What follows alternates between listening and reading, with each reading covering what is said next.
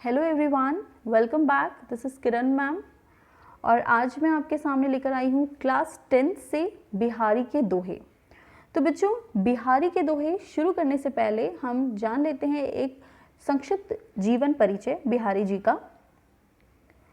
बच्चों, बिहारी जी का जन्म ग्वालियर के पास बसुआ गोविंदपुर नाम के गांव में हुआ था और इनके पिता केशव राय ने जब ये 8 साल के थे तब इन्होंने इन्हें ग्वालियर से ओरछा लाकर वहाँ पर वो सेटल हो गए थे और वहीं पर बिहारी जी ने संस्कृत काव्य का अध्ययन किया।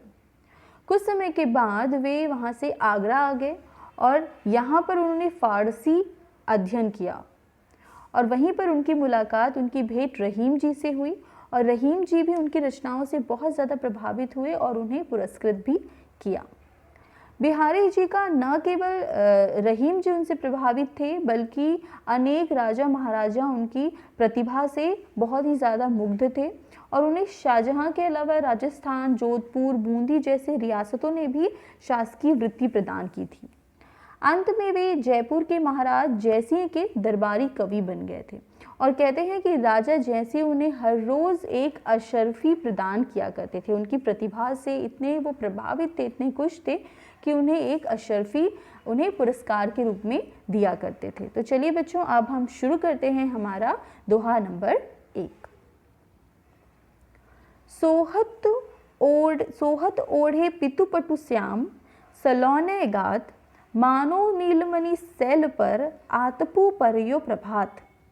यहाँ पे बच्चों कुछ मीनिंग्स दी हुई है, आप देख लीजिए इसको। सोहत यानी होता है अच्छा लगना, ओढ़े यानी ओढ़ना, पितु अर्थात पीला रंग, पटु कपड़ा, गात यानी कि शरीर, नीलमणि सैल अर्थात नीले रंग का नीलमणि पर्वत, ओके। आतपु यानी होती है धूप, प्रभात यानी होता है सुबह। अब इसका अर्थ हम देख लेते हैं बच्चों कि इस दोहे में कवि ने श्री कृष्ण के सांवले शरीर की सुंदरता के बारे में बताया है, उनकी सुंदरता का बखान किया है। तो कवि कहते हैं कि श्री कृष्ण के सांवले शरीर पर पीले वस्त्र बहुत ही सुंदर लग रहे हैं और उन्हें देखकर ऐसा लग रहा है जैसे नीलमणि पर्वत पर सुबह की धूप पड़ रही है। यहाँ पर देखिए बच्चों, श्री कृष्ण के सांवले शरीर को नीलमणि पर्वत कहा गया है और पीले वस्त्र धूप, सूर्य की धूप को कहा गया है। तो बच्चों, अब हम बढ़ते हैं हमारे सेकंड दोहे की ओर। कहलाने एकत बसत अहि, मयूर मृग बाग, जगतु तपोवन सौ कियो, दीर्घ दाग निदाह। अहि यानी होता है सांप, एकत यानी इकट्ठा होना, बसत यानी बैठना या रहना कह सकते हैं, मृग यानी हिरण, तपोवन वह वन जहाँ पर तपस्वी एक साथ रहकर तपस्या करते हैं, दीर्घ दाग अर्थात भयंकर गर्मी और निदाघ यानी होता है ग्रीष्म यानी धूप गर्मी। अब इसका अर्थ हम देखते हैं बच्चों। इस दोहे में कवि कहते हैं कि भीषण गर्मी से बेहाल जानवर एक साथ आकर एक जगह पर बैठे हुए हैं। मोर और सांप एक साथ बैठे हैं। मोर और सांप जो आपसी शत्रुता के लिए प्रसिद्ध होते हैं, मोर और सांप वो एक साथ बैठे हुए हैं। हिरण और शेर एक साथ बैठे हुए हैं। कवि कहते हैं कि गर्मी के कारण जंगल जो है वो तपोवन की तरह बन गया है। जैसे तपोवन में सारे लोग आपसी शत्रुता भुलाकर एक साथ रहते हैं, उसी तरह से गर्मी से बेहाल ये जानवर आपसी शत्रुता भुलाकर एक साथ बैठे हुए हैं। शत्रु बच्चों, मैं आपको बता दूं, शत्रु एक दूसरे के दुश्मन अगर है कोई तो वो एक दूसरे के साथ रहना पसंद नहीं करते, राइट। पर अगर छाया एक जगह पर है तो सारे लोग को कहीं ना कहीं सारे लोगों को वो भुलाकर एक साथ, एक शेड है तो वहाँ पर खड़ा होना ही पड़ेगा, है ना, क्योंकि उन्हें धूप से बचना है, ओके।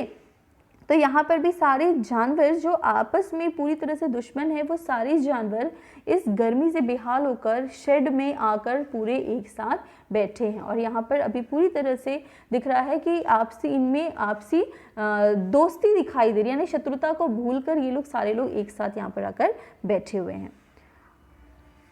दोहा नंबर 3।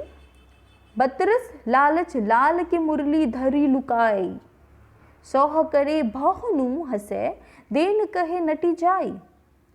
बतरस यानी बातचीत का आनंद, लाल श्री कृष्ण जी को कहा गया है, मुरली अर्थात बांसुरी, लुकाए यानी छुपा देना, सोह यानी शपथ, बहुनु यानी भावों से यानी आईब्रोज से, नटी जाई यानी मना कर देना। अर्थ देखते हैं बच्चों हम यहाँ पर कि इसमें कवि जो है वो गोपियों द्वारा श्री कृष्ण की बांसुरी को चुराए जाने का वर्णन करते हैं। यानी गोपियाँ जो हैं कहीं ना कहीं जब श्री कृष्ण आते हैं उनसे मिलने तो वो चाहती हैं कि श्री कृष्ण कुछ देर और उनके साथ रहें, कुछ देर वो रुक जाएं और वहाँ से ना जाएं, और इसी उद्देश्य से वो उनकी बांसुरी को छुपा लेती हैं ताकि श्री कृष्ण से बात करने का एक बहाना उन्हें मिल सके। और गोपियाँ कसम भी खाती हैं कि उन्होंने बांसुरी नहीं चुराई, लेकिन बाद में वो अपने भवों को घुमाकर हंसने लगती हैं और बांसुरी देने से मना कर देती हैं। तो यहाँ पर हम देख सकते हैं छेड़छाड़ को बताया गया है। दोहा नंबर 4, कहत नटत रिझत खिजत मिलत खिलत लजियात, भरे भाव में करत है नैननो ही सब बात। कहत यानी कहना, बात करना, नटत यानी इनकार करना, रिझत मोहित होना, खिजत यानी बहुत ज़्यादा गुस्सा, मिलत यानी मिलना, खिलत यानी मन जब खिल जाता है यानी प्रसन्न होना, लजियाना यानी शर्माना, और भवन मीन्स होता है भवन। तो इस दोहे में कवि कहते हैं कि नायक और नायिका एक दूसरे से आंखों ही आंखों में बात करते हैं। नायक की बातों का उत्तर कभी नायिका इनकार में देती है तो कभी वो हंस कर देती है, कभी उसकी बातों पर मोहित हो जाती है और कभी बनावटी गुस्सा दिखाती है। और जब उनकी आंखें फिर से आकर एक दूसरे से टकराती है तो वे दोनों बहुत ही खुश हो जाते हैं और कभी कभी नायिका को शर्म भी आ जाती है।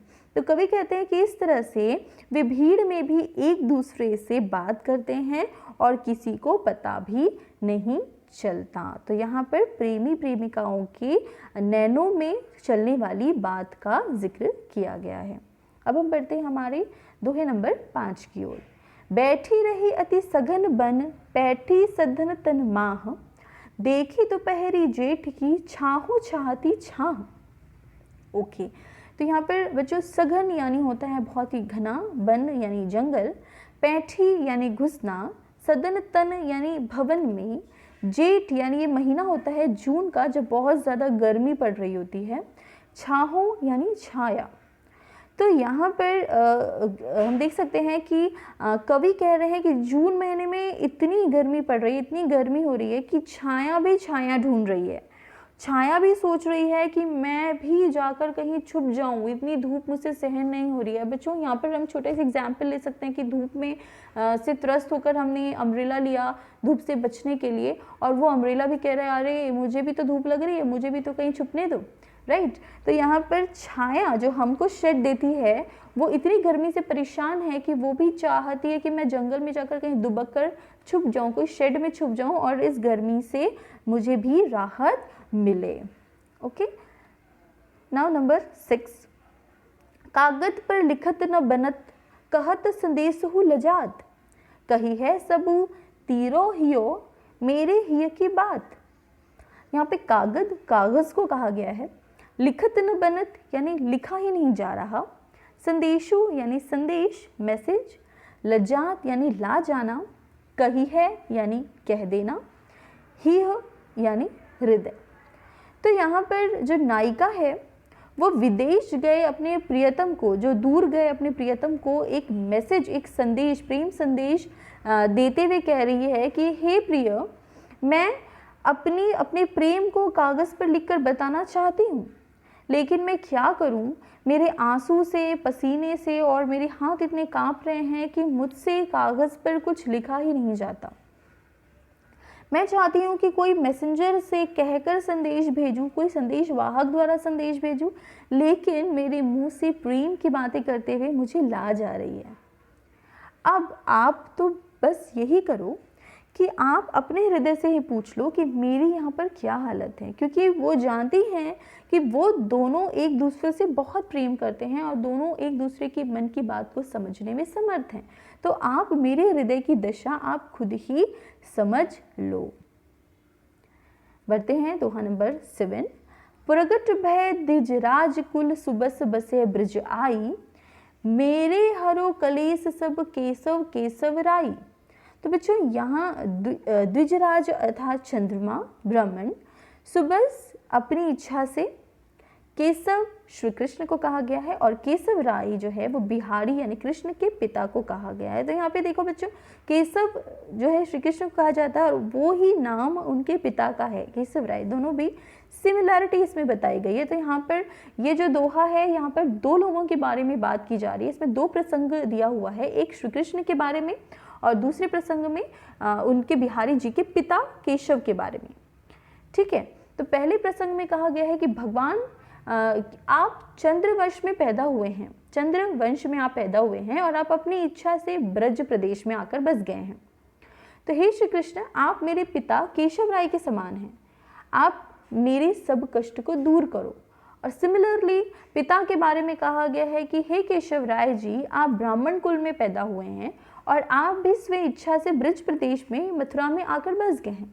तो आप मेरे लिए श्री कृष्ण के समान पूज्य हैं, तो आप मेरे सब दुख और कलेश को हर लीजिए। अब बढ़ते हैं बच्चों हम अपने आई थिंक ये लास्ट दोहा है हमारा। जप माला छापे तिलक सरे न एको कामू, मन कांचे नाचू पिता सांचे राचे रामू। यहाँ पे जप माला यानी जपने की माला, छापे अर्थात छापना, सरे यानी पूरा होना, मन कांचे यानी कच्चा मन यानी बिना सच्ची भक्ति वाला, नाचे यानी नाचना, वृथा यानी बेकार में, सांचे यानी सच्ची भक्ति वाला, रांचे यानी प्रसन्न होना। तो कवि कहते हैं कि केवल ईश्वर के नाम की माला जपने से, ईश्वर का नाम लिख लेने से या तिलक कर लेने से ईश्वर भक्ति का कार्य पूरा नहीं होता। यदि मन में ईश्वर के लिए विश्वास न हो तो उसकी भक्ति में नाचना भी व्यर्थ है। इसके विपरीत जो सच्चे मन से ईश्वर की भक्ति करते हैं, ईश्वर उन्हीं पर प्रसन्न होता है। आशय यही है कि जो बिहारी जी हैं वो बाहरी दिखावे को बिल्कुल भी अमान्य करते हैं, बाहरी दिखावा उन्हें पसंद नहीं है, इससे प्रभु प्राप्ति नहीं होती।